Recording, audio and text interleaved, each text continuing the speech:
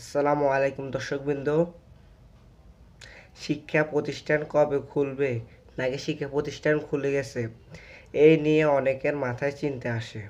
শিক্ষামন্ত্রী গতকাল ২৯ জুলাই বিকেল ৪টায় শিক্ষা মন্ত্রণালয়ে বৈঠকে বসে।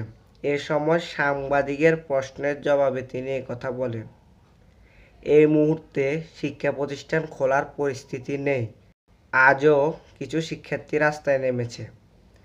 এমন পরিস্থিতি শিক্ষা প্রতিষ্ঠান খোলার বিষয়ে জানতে চাইলে মন্ত্রী বলেন, এই বিষয়ে যারা দায়িত্বপ্রাপ্ত আছেন তাদের সঙ্গে আলোচনা করতে হবে।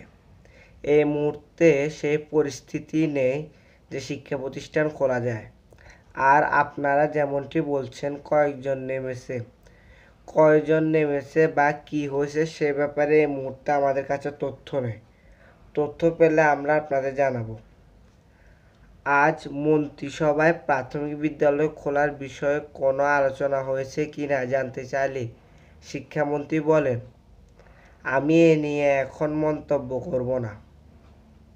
সেখানে কি আলোচনা হয়েছে সেটি নিয়ে বাইরে আলোচনা করা যাবে না। তাহলে দর্শকবৃন্দ, আপনারা বুঝতে পারছেন এ সপ্তাহে শিক্ষা প্রতিষ্ঠানগুলো খোলার সম্ভাবনা খুবই কম। পরের সপ্তাহে রবিবার থেকে শিক্ষা প্রতিষ্ঠানগুলো খোলা নোটিশ আসতে পারে। ভিডিওটি দেখার জন্য ধন্যবাদ। প্লিজ চ্যানেলটি সাবস্ক্রাইব করে যাবেন।